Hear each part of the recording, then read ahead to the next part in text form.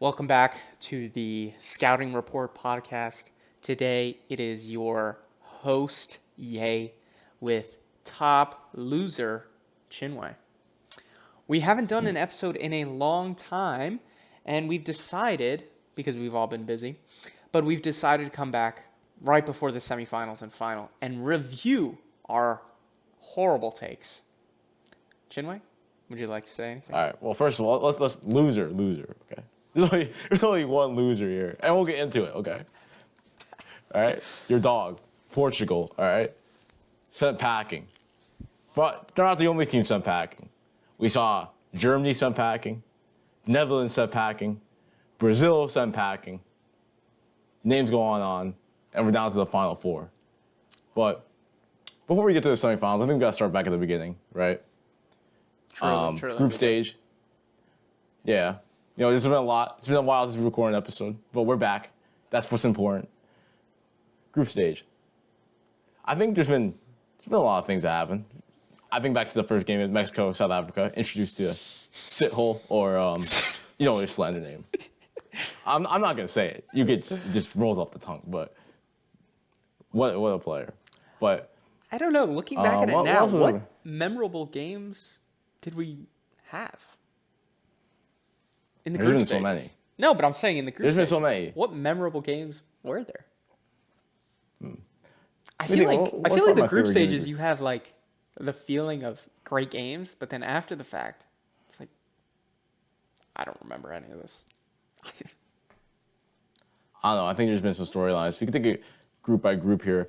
I guess you could say the groups real quick, just like Cape Verde. so I can get a refresher. Cape Verde games. Cape Verde games, yeah. I'm looking at each group. Group A, Mexico. Mexico always exciting with the Azteca. Group B, Swiss, Canada. We'll definitely get into the Azteca later. I mean, the Azteca. Yeah, the Azteca later. Group C, Brazil, Morocco, Scotland, Haiti. I mean, the U.S. We'll get into the U.S. later. We got a lot to talk about with the U.S. We do. Yeah. Germany's group was pretty interesting. Germany, Ivory Coast, Germany, Ecuador. Germany, Ecuador. That was actually probably my favorite game of the group stage, I will say. Netherlands, Japan, Tunisia sacked their manager in the World Cup after one game. What else we had? Belgium, Egypt, Iran, Spain, Cape Verde, Uruguay, France, Norway, Senegal. France, Senegal was a good game. Norway, Senegal was also a good game. Argentina, Austria, Algeria, Jordan, Colombia, Portugal, Congo, and Uzbekistan, and then England, Croatia, Ghana. England, Croatia, actually. You were at that game. I was at that game. You had the privilege of going to that game. Yeah, that was honestly how about you probably talk about that a little bit more? Yeah, so that was honestly probably one of my favorite games in the group stages. I don't know what I was talking about. Didn't remember a group stage game. I was there. Literally there. But yeah, it was a great game. Got to the stadium. I think the beers were flowing. Was it coming home? Did you have the feeling that it was coming It home? was definitely coming home. Honestly, of all the fans that I've encountered, I think the English fans are the best fans. That's what made me truly fall in love with their team and want to support them. Of course, after the U.S. But I think hanging out with those English fans was definitely a lot of fun. The whole stadium was cheering for England, 100%.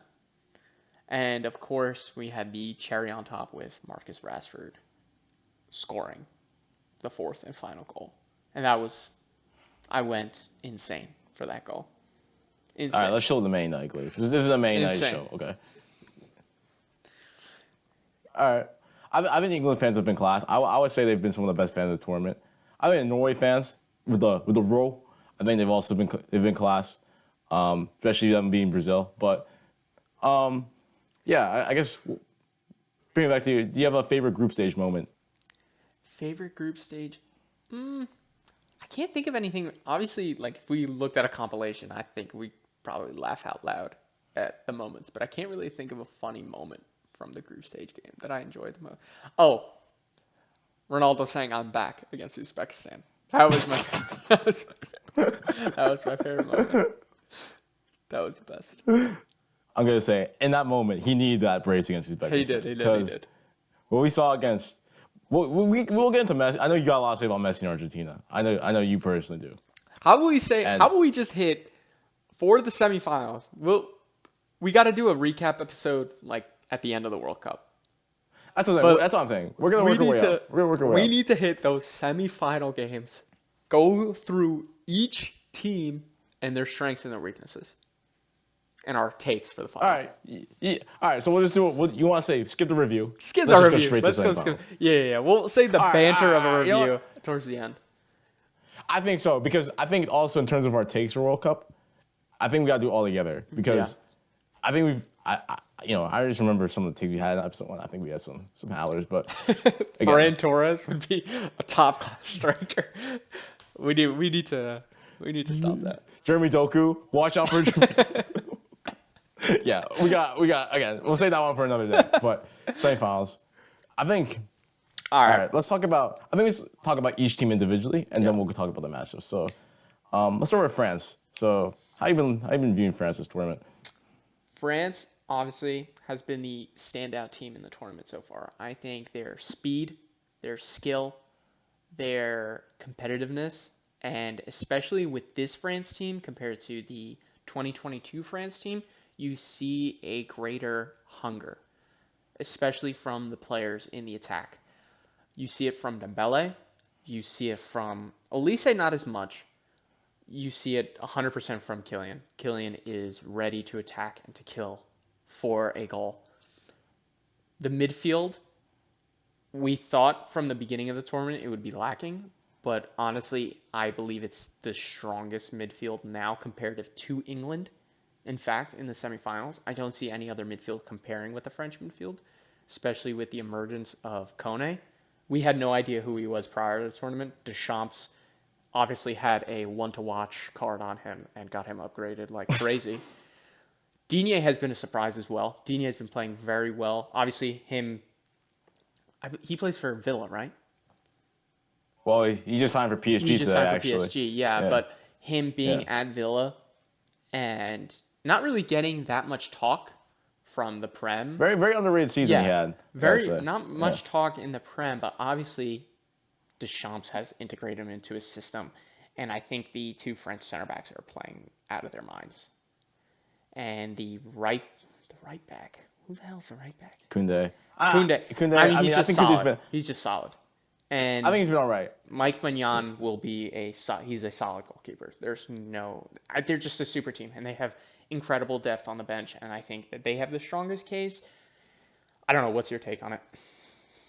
I agree. For me, France are the standout team in this tournament, and until proven otherwise, I think I see them go out of the way. Like you said, the attack, it speaks for itself. Mbappe, I believe, 8 goals in the tournament so far. Yeah. On pace to be potentially the greatest World Cup player at the end of this tournament. Who knows what happened? But like you said, Elise been playing fantastic. Dembele, again, reigning Ballon d'Or winner. Showing his class. Like you said, going to this tournament, we had questions about the midfield, but I think the emergence of Manu Kone, especially since Toumé got injured, fantastic. Rabiot, someone I think who's been scapegoated plenty of times, has been fantastic, very underrated, and the defense, Digne having an underrated World Cup.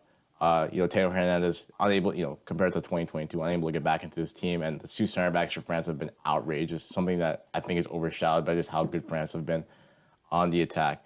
And I won't go as far as to say France had the greatest midfield in this tournament because they're arguably up against the team that is known for their midfield the most in Spain, where I think We'll get into Rodri that this Spain tournament. midfield and that pack watch and hate watch. Okay, we'll get into that. Okay, okay, all right. I'll talk about also more about France. I'll say on France in terms of something I've liked about them this tournament is I think the way they've played in each game. I think they've played in different ways this tournament. I think you've seen games where they've gone and just blitz teams. For example, the game against Sweden, they got out there, put 3 goals past them. Even Senegal in the second half. Against Paraguay, a lot different game. A team that was going to play very physical, sit in. It wasn't going to be pretty, but, they got the goal in the end, 1-0. And against Morocco, I didn't think you saw a team, again, that just had a lot of confidence on the field. Very straightforward against Morocco, who, have been one of the best teams in this tournament. It seemed to just put them away. Very straightforward win for them, with all due respect to Morocco. And, yeah, this France team is just flying at the moment. I do want to say one thing, though. Obviously, we were questioning the creativity of the French midfield. We didn't know Kone would be in the midfield at the time. I'm not taking away that he's not a creative midfielder. Rabiot is not a creative midfielder. But obviously, they're not the likes of Paul Labille, Pogba, right? Not the likes of him and his creativity in the midfield. But I don't think that France really needs it. You have Elise, you have Mbappe, who is a creator in of itself. He makes things out of nothing. And you have Dembele. So does that France midfield really need there? Or do they just need two big sixes or a double pivot that can cover the whole field from one end to the other, which they're obviously showing. And I guess that is Deschamps' whole game plan. Yeah, I agree. I don't want to simplify, two midfielders as water carriers because, that's disservice to them. But pretty much when you have that much attacking quality within the final third, you just need to get the ball to them and let them, let the attackers do what they want to do.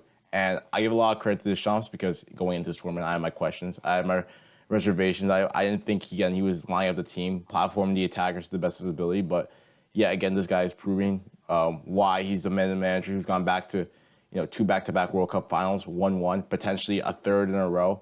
I think he has the most World Cup wins in history now. Deschamps, don't quote me on that, but I'm pretty sure that's a stat. And like I said, I think everything is on the up for France right now, and they're looking really good. So you want to move into Spain now? Yeah, let's pivot into Spain. All right, I'll start off. I think Spain, they've gotten away with it. Okay, they've gotten away with it this whole tournament. Their first real challenge, right, I think, was Portugal. Portugal was their first real challenge. Now, we could talk about Portugal, and, I obviously love Ronaldo, but he's 45 years old. He cannot be on that field. Gonzalo Ramos needed to be on that field, that game. The other thing, okay, we'll save this for the next episode, okay? We'll save it for the next episode. Well, yeah, like I said, we can full recap. Yeah, Let's just focus on Spain. But this Spanish team, I think their first real challenge was Portugal, and they only won 1-0. Okay? The Belgium game, it's a 75-year-old Belgium team. Okay? We don't need to talk about them. But let's break it down by position. For the striker position, you're playing Oyarzabal. Class player. Class player for the national team. I don't know why for the national team he turns into R9, but he does. The wingers. You've got maybe the most overrated player of this World Cup. Okay, the most overhyped player of all time, Lamine Yamal. This guy, obviously he has his moments at Barcelona, but he is so overhyped for this team. You put a left back on him that can keep up with his pace, he is locked down the whole time. We saw that in the Portuguese game with Nuno Mendes and the Belgium game with the Belgium left back, okay? As soon as those two got injured and you had freaking Semedo on him, who has zero football IQ, you saw Portugal's defense start getting exposed on Lamine Yamal's side. Who's the right winger for Spain? I don't even... Or the left winger? Yeah. Yeah, we're not even going to... That's not a threat. The midfield. You have Pedri. I don't have to say anything else. Who's next to Pedri? So it'd be Rodri, Fabian Ruiz, or Olmo. Olmo's playing at the time too. Yeah, those two are class. Olmo and Rodri class. But the Pedri guy, stinker. The right and left backs, Cucurella, rage bait, number one rage baiter of all time. And the right back, Porro, number two rage baiter of all time. Center backs, isn't it Laporte? Kubarsi Laporte. Yeah, I mean, come on. Kylian Mbappe is going to have a time with Aymeric Laporte, okay? All right, let me. All right, Kylian Mbappe will have a time. I think it'll be a little bit too harsh on Spain. I'm gonna show some appreciation to what I think where they've been good. Like I said, I agree with you. I don't know how much of a test they've really had this tournament. I think the group stage, you look at their group, it was fairly weak. You had Cabo Verde in their World Cup debuts, with all due respect to them. Saudi Arabia, who they're not really that great of a team, and a Uruguay team who's in shambles right now. So got to knockout stage. Austria, I think that was their first, their first good performance to get the decent side in Austria.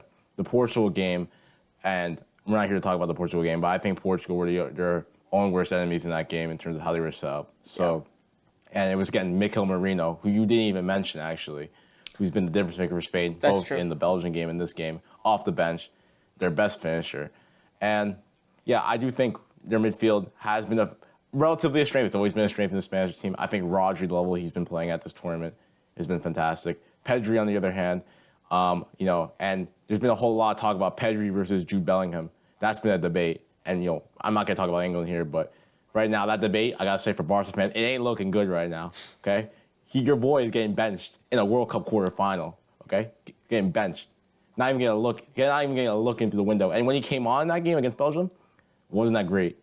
He's been stinking it up. I think Pedri, honestly, him and Lamine, very overrated. Two very overrated players. Overpriced I'm going to players say, as well. Well, we'll get into, there's been a lot of stars this tournament that have, been performing. And obviously, we're not here to recap which stars have been performing and haven't been performing. But I got to say, if we're going in terms of big players who have failed to deliver the World Cup so far, I think Pedri's name is not too far from that list. Lamine Yamal, someone who we questioned. I said, well, right now, there's still 2 games to play. Who knows what will happen? Again, like I said, we're not here to hand out awards yet. So I'm not gonna. Award night. We have to have an award night. We're not here to hand out awards yet. But I gotta say right now, he's one of the nominees at the moment. So unless things change for him, it ain't looking good. It ain't looking good, brother. And Lamine Yamal, someone we questioned going to this tournament based off the fact he was coming into this tournament injured. We had no idea. Okay, 2 months out with a hamstring injury. What levels he could perform? First World Cup, first on a big stage. You had him obviously as one of the most overrated players. A doubt going, or you thought he was going to be the flop of the tournament. So far, not too far off. For being honest, not too far off. And yes, he is being overrated because they're handing out these Mickey Mouse fan awards to him at the end of the match. It's like as much as I am a Yamal fan, I will admit that. I will heavily admit that. I mean, he's obviously scoring, but it's in the games that are 3-0, 7-1. Well, he's only scored 1 goal. That's what I mean. Scored 1 goal against Saudi. And didn't he get an assist the game against Belgium? Yeah. I thought he got an assist. I think he did. I don't know. First of all, I don't think he was that great against Belgium, if I'm being honest. And up against France, this is, I think, the ultimate test for the Spanish team. The only thing I will say, though, that you need to be scared of, and in the Portugal game, you were 100% scared of, is Spain run, as soon as that left back, right? As soon as the left back that's covering Lamine Yamal came off in the Belgium game and in the Portuguese game, Lamine Yamal loves the outside the foot ground pass across the box or down the byline. The Trivela? Yeah, the Trivela down the byline to the byline for the Spanish midfielder running in and got it across the box. They ran that play. I mean, it was like in the NBA. They ran that play 4 or 5 times on Semedo. Each time he was getting beat. Either threw his legs around him because he was more scared of Lamine cutting it on his left and trying a curler. They run that play every single time. And ultimately, it works. And that's the only thing I think we could see hurting against France, especially with the likes of an older Digne at the left back position. I would agree.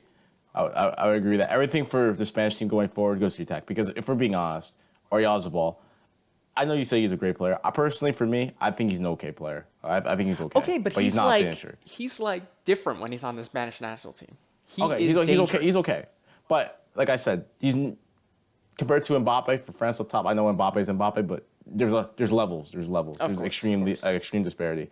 And then we look at the other 2 players apart. Baena. Yeah, we don't have to. Been the worst Spanish attacker so far. You didn't even know his name. That's what I'm saying. You couldn't even tell that he's been playing in these games. Okay, Baena, you watch, and this guy, I'm gonna be honest, he pissed me off when I'm watching him. Okay, Atletico Madrid spent like 50 million for this guy. They got scammed. All right, Dani Olmo, as talented as he is, I do think his decision making is poor. That's my opinion. Okay, but he's still he's better than Pedri on the ball. Okay, he's much better than Pedri on the ball. I'm not okay, that's fine. I'm just saying, you're comparing Dani Olmo at the 10 compared to Elise at the 10. And that, for me, is ultimately how you're going to cut this game down, okay? If Jamal is not at it, this France attack. He hasn't been at it for the past, 6 games now?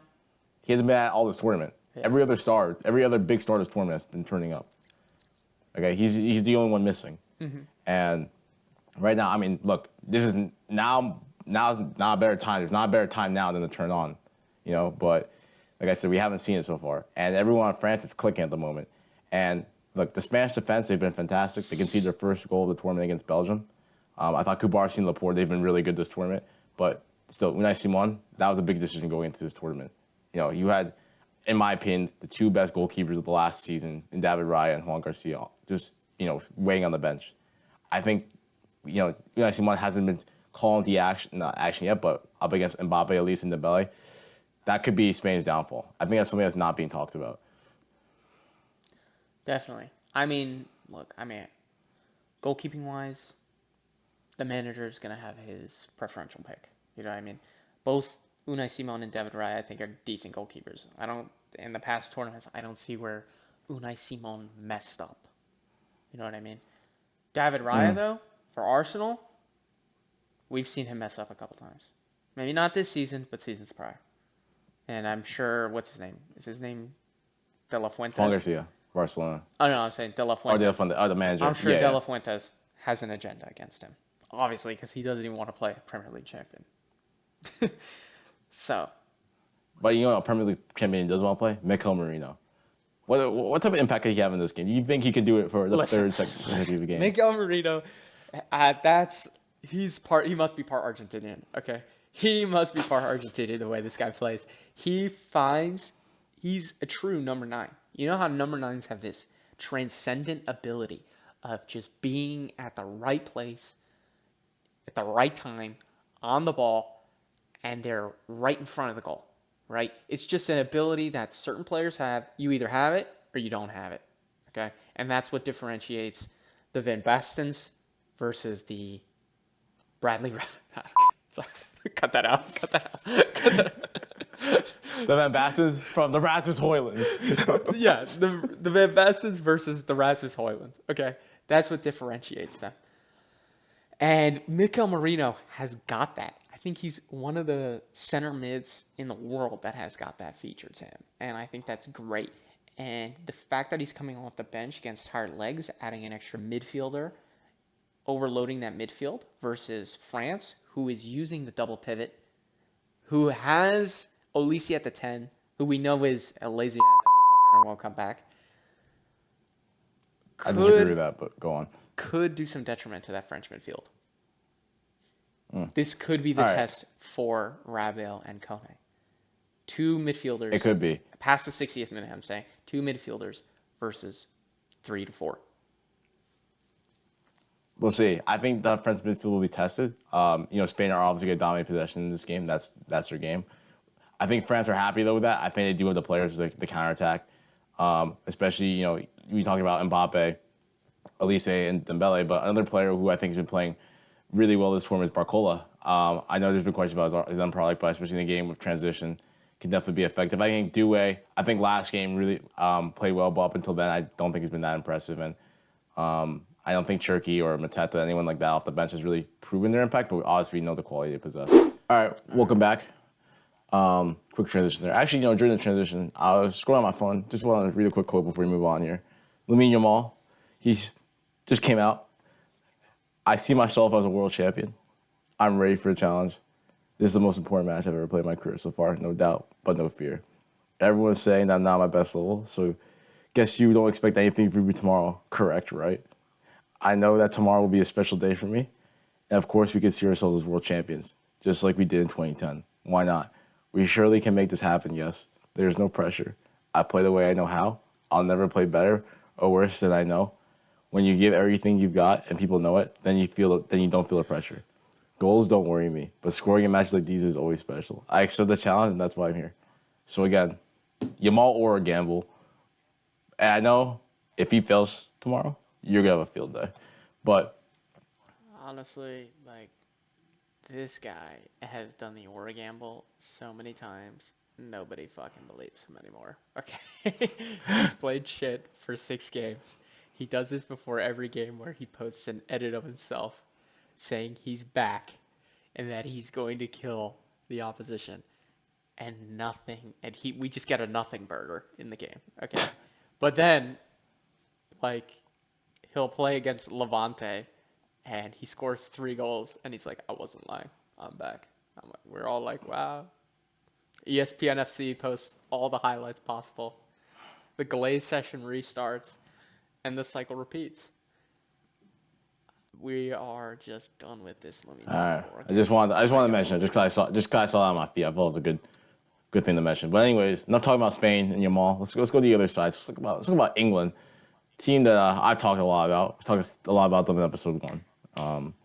I said I had them in the semifinals here, and I thought they'd falter. They'd possibly falter. Actually, no, I don't know if I had them faltering. I think I said I would, but I said in the final they might falter, and because I doubt the mentality of the English team and the English fan base. And speaking about mentality, a lot about talk about Bellingham versus Tuchel in the game because I don't know if you saw that in the Mm-hmm. interviews in the mentality, but I give a lot of credit to the England team in the mentality. I think that's something that's very underrated about this team. I don't think they've been playing that well, if I'm being openly honest, but I think they've shown a lot of resilience in these games. Congo went down 1-0, didn't panic, got back in the game.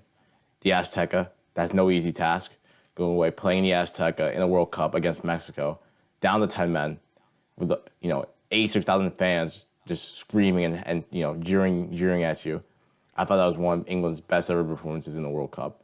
And even the game against Norway, Norway scored a free goal.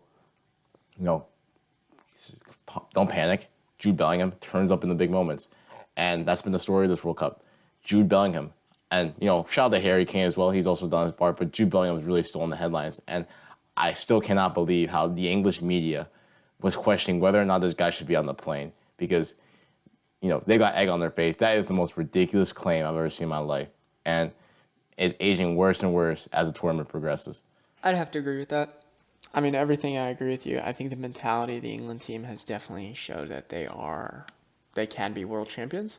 I think the lineup of the English team is superb. I think Tuchel has done an amazing job, especially at managing games, man management, and resting his players as well. I think Harry Kane has been the best number 9 in the tournament. Obviously, we can talk about Haaland versus Kane, but I think with Kane being also a supplier of goals as well, he's been brilliant. I think Bukayo Saka has definitely been a decent player. He hasn't been his old self of just doing nothing. I think he's been good. I think definitely Anthony Gordon has been playing well as well for his expectations. I think the midfield has been playing okay. Obviously, Jude Bellingham and Declan Rice being the standout stars. I think that Elliot Anderson could definitely be playing better, but I understand maybe his role is more of a box to box and not being as creative as the other two. I think maybe they're in charge of finding certain spaces, and Elliot Anderson is playing the role of just sideways passes, trying to make more space because we haven't really seen anything from him. Maybe that's a role from Tuchel. Maybe that's his role, just what he's been finding. I don't know. I think the English defense is the only thing that could falter them because they don't have those big names of the other teams, I such still as want to, France. yeah, I think Tuchel's done a good job in terms of how he sets up England defensively. I think in these games they've been relatively compact, especially against the Azteca. That you've seen this England team, they're able to resist waves of pressure. They're willing to suffer in games where they don't have long periods without the ball, which they might experience up against Argentina and potentially France or Spain in the final if they get there. I think in England though they haven't been playing that well. If you going beyond Harry Kane and Jude Bellingham, who I think have bailed England out through individual brilliance, I don't think England they've been overly fantastic. Like you said, going past those two names, it's hard to it's hard to look to any more standout performers. Anthony Gordon, sure, he's been picking it up. Declan Rice, Elliot Anderson really hasn't clicked. And Elliot Anderson having a mixed World Cup, sure, it's his first major international tournament. He's probably feeling the weight of that. Declan Rice coming off a long He's also season. young as well. You know what I mean? He's That's what I'm 23 saying. years He's old. 23 as well. Yeah. But like I said, I think the issue maybe with Anderson Rice, maybe why it's not working so well. I think in terms of profiles, I think maybe they're a little too similar. You know what I'm saying? A little bit more two sideways passers, if you will, and lack Mm-hmm. dynamism in games. It showed. But again, maybe against up against an Argentina or up against France or Spain in the final, that type of midfield solidity is something that you're looking for. And I know you're a big advocate for Kobe Mino, but maybe you could look at him as someone who can maybe bring that dynamism into the World Cup, but maybe a little bit too late into the tournament. I still think the problem is Yeah. with England, especially on the right hand side. Saka, questions about his fitness. I thought his cameos have been good so far, but yet to put together a full 90 minutes. Madueke, I spoke about Madueke last episode. The less said, the better. The right backing situation with Tuchel, like I said, it hasn't been a calamity, but still, you laugh at the fact that England are unable to have a bit of an injury crisis at right back, and Trent Alexander-Arnold is still staying at home. But Reece James, when he's been available, has been brilliant. Jed Spence, I've been critical of Spence's tournament, but I actually thought against Norway his cameo was good. And Ezri Konsa has done the job at right back. We'll see. I don't know. Again, up again, we'll talk about the matchup with Argentina when we get there. But the right back so far hasn't exposed itself as a major problem. And like you said, England lacked the big names at the back. Maybe that hurts them, but I think Tuchel will set up the defense in a way where it stays relatively organized and compact. Yeah, and I don't think anything's going to change from now on with the England starting 11 or substitutes. I think if you do change things in a major way, such as like bringing Kobe Mainu on, and if you're giving him 20 minutes, I think that gives the squad like almost like a suicide at that point. Like, why are you Oh, those giving are this big guy? words. I understand, but I'm a big advocate for Kobe. But when you change the team this late and deep into the tournament, that's an issue. You know, I that's a don't think you. big issue. I don't think you will. I think again, Tuchel's pretty sound on his team. If Kobe was in his plans, you would have saw Kobe play, most likely in the group stage, maybe in the round of 32 against Congo. At this point, it's too late in the tournament. With Tuchel, I think he's done everything he's expected to so far. If for example, if Southgate was in charge, I'd also expect Southgate to get to this point of the squad. From here on out is where I'm looking at Tuchel because they brought Tuchel in to elevate the team. Southgate took this team to a World Cup semifinal before. Okay. My thing with England, and this is what I talked about going back to the mentality, and it doesn't speak to the squad, but it speaks to the culture of England. Whenever they go into a game against a team that's on a level playing field with them, or maybe slightly above them in quality, there's always an underdog factor, or we can't do it, whatever. In Argentina, I think on paper, we'll get into Argentina. I think England are a better team than Argentina on paper, and I think if they play to their strengths, they play to their potential, they should beat Argentina. And I'm previewing that a little bit ahead of time, but. This is why I question with England in terms of how they're approaching this game. I like the mentality of the squad. I think Tuchel's doing an okay job, and I think really up against Scaloni, who's been one of the best international managers over the last couple of years. I think it'll really show whether or not bringing Tuchel in was the right decision, and whether or not Tuchel was actually seen as that class manager that can elevate England. I agree. Now let's move on to Argentina. The Argentinian squad. We have at the striker position, either it's probably going to be Julian Alvarez after his stunner against Switzerland, but Julian Alvarez, right? Let's talk about him. Not really that much of a standout, right? He scored that one goal, fair enough, but not really that impactful player that we've been seeing at Atletico Madrid that we all know and we all love, right? Brilliant striker, brilliant off the ball movement, also can create as well. Now we've got they play with left and right wings, right? Who they got there? They play with Narrows. They play either Lautaro or Messi up top. I guess Almada at the start of the tournament, but really the pack. Scaloni, the last couple games, he's packed 4 in the midfield, which I think has killed them against the Egypt game. Yeah. I thought again, the attacking creativity until Scaloni made the subs in the second half when they came back against Egypt. Not enough control in the midfield, not a lot of ideas. Everything was being forced down the middle, made it very easy for Egypt to defend that. And against the Swiss game as well, he rolled out with a sane lineup again. Although they got the early goal, you saw the Swiss grow into the game, and it came back to bite them when the Swiss found the equalizer. So I think Scaloni again, as much as I did just praise him in the last segment, I think again he needs to change something up, especially against England because. But really, can he change anything? I mean, he doesn't have the skill of wingers that he had in the last World Cup where he could abuse the wings. He doesn't really have that anymore. I agree. They don't have a winger of the quality of Di Maria.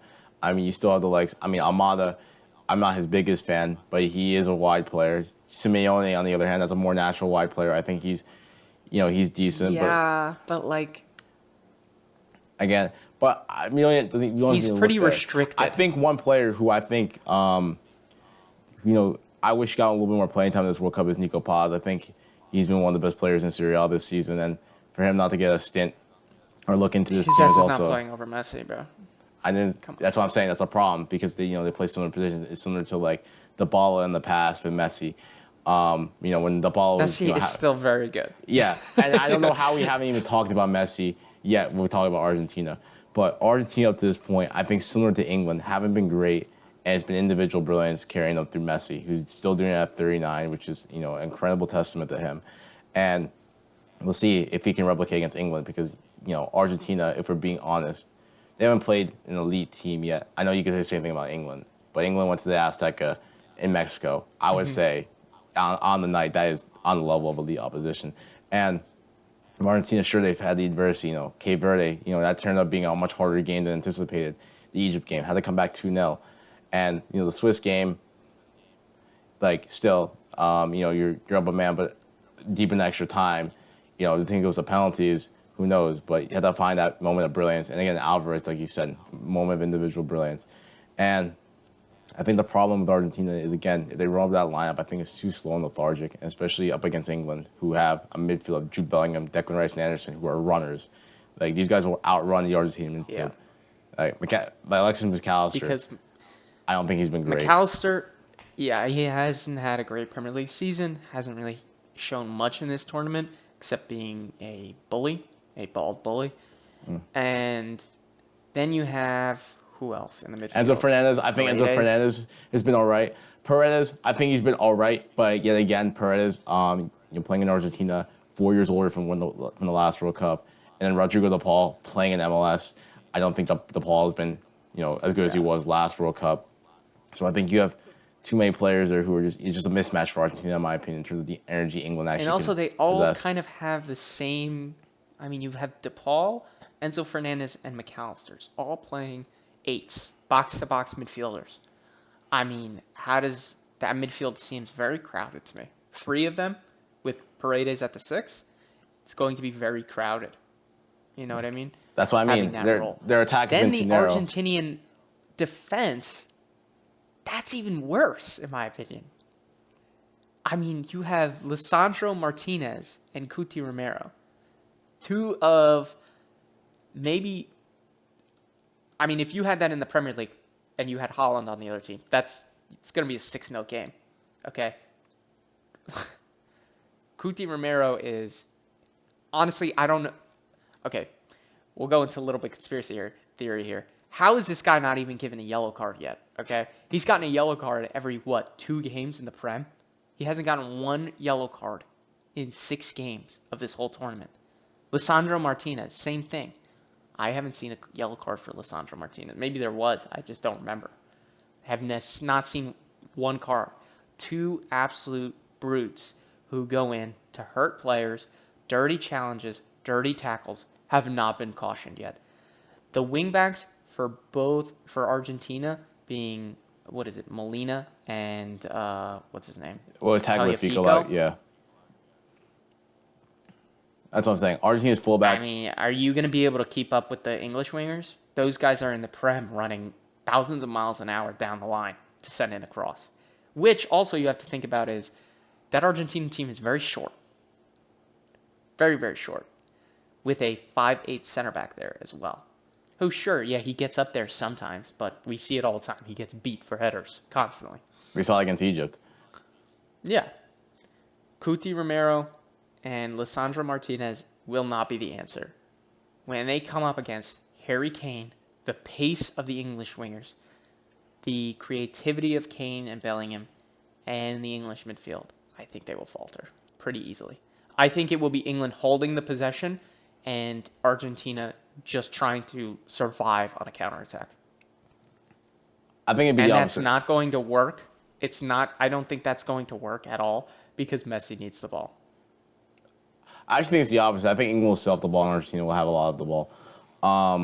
But the problem with Argentina is I think the team is too focused around Messi. Now, this is my question going into this tournament, and even with Portugal and Ronaldo, like, as great as these players are, they're all old. Both Messi and Ronaldo are old. And Messi, in this case, everything has to run through him. So if he's taking out the game, or if Argentina can't get the ball to him quick enough, and it's, again, slow and authority from Argentina, and they're unable to get creativity, because one thing about this Argentinian team is they don't blow out teams. They're not able to pull away from opposition. So this is not an Argentinian team that can put... they could put maybe 3 past you, but they're not gonna make. It's not gonna be 3-0. You know what I'm saying? This game is not gonna be more than a 1 goal margin. I promise you that. And Yeah. like I said, if you're unable to get the ball to Messi, if you're able to take Messi out the game, right? Easier said than done. Many people have tried. Then I don't really see Argentina coming up with the answers. I think England have multiple ways of attack. Like you said, Jude Bellingham, Harry Kane. Like you said, set pieces will be important. Argentina, relatively short team compared to England. In England, you have 2 of the best set piece takers off corners in Declan Rice and Saka if he's fit. And, Coutinho Morero and Lissandro, I think they've been okay this tournament. But there's question marks. They haven't come up against elite opposition such as Harry Kane, Jude Bellingham. Again, like I said, I think it's a bad matchup for Argentina. And the only way I can see Argentina winning this game is they just make it physical.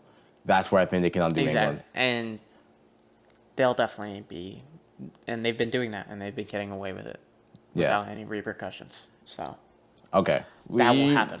Do you want to get into that? We'll go into that in the recap. We'll go into in the recap. Okay, we'll say that one. We'll say that talk for another day.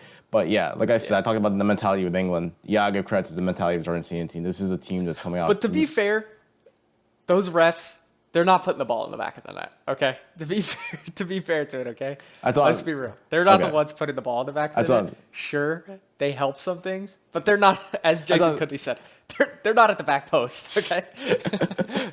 That's what I mean. You can't blame. Going back to Egypt, like we're talking about the Egypt game. You can't blame. You were at 2 goals 10 minutes ago. You can't blame the rest of that. Like, come on. Like, let's be real. But ultimately at the end of the day, like I said, I think you got to credit the mentality of the Argentinian team. This is a team that's won 3 in a row major international trophies. I praise the mentality of the England team, but ultimately at the end of the day, they haven't won anything. This Argentine team has been there and done that. They will leave everything on the pitch. Obviously, there's a lot of historical context to this. We could talk about like the Falklands War or whatever like that, but. In 1986 with Maradona, the hand of God, and then obviously goes on to score the goal of the century. I don't know if this is the first time these 2 teams have met since then. And David Beckham. And David Beckham as well, yes. David Beckham getting sent off against, yes, I forgot that as well. So a lot of history in this game. Definitely will be a feisty one. I think these Argentinian players, they've come on interviews saying they're willing to die on the pitch. They're going to leave everything on the pitch. I think we might see a lot of cards in this game. I got to check with the referees in this game because we got to make sure they can be able to control this. Like if this is like a Michael Oliver situation or Anthony Taylor. No, yeah, it won't be. I mean, they're English, so they're not going to be refereeing no this English game. refs. Yeah, they there can't won't be any refereeing English this refs. game. But I'm just saying, if it's one of those guys, like it can get Where's a Pierluigi Collina when you need him? That's you what I mean. truly need that man to ref this game. I'm expecting at least 1 red card in this game, at least 1. Yeah. So. All right. Well, what is your prediction? Final or semifinal, finals? Semifinal. So I have England, France final, and I think you do as well. Yes, I do as well. Okay. I don't think we should. Are we doing the episode before we do the final? What are we saying? Probably. We probably will. I'm so busy this So week. let's not preview the final. How about this? How about we end the episode like this, right? Score predictions for both games. Okay. And if you want, you can predict goal scorers. That'll be too rough. That'll be too hard. All right. Just score But predictions. I have the France-Spain game as 2-1 France. Argentina-England, I'll have it 2-0 to England. Oh, okay. I have it. Because Argentina has been scoring a lot, so that's why I'll predict them without a goal. Oh, okay. That's a bold take. Especially if you put Dan Burn on Lionel Messi. That's when it gets dangerous. That will be a battle. I'd love to see that. I'd love to see Dan Burn versus Lionel Messi. I'm in my seat for that. I'm gonna go France, Spain. I'm gonna say 3-1 France. 3-1 France. Mm-hmm. And for Argentina, England, I think this is a game destined for extra time, potentially even penalties. But I'm gonna say England get it done extra time. 2-1 extra time for England. They get it done late on. Unexpected goal scorer. Could be maybe even Dan Burn off a corner. I know. Big Dan Burn. To send England back into a final. First time, I think, when they last won the World Cup. So. All right, we got to wrap this up. Shaggy's invited me. Yeah, we got to wrap this up. It's been great. It's been the Sky Report, and we'll see you on the next episode. See you, lads. Later.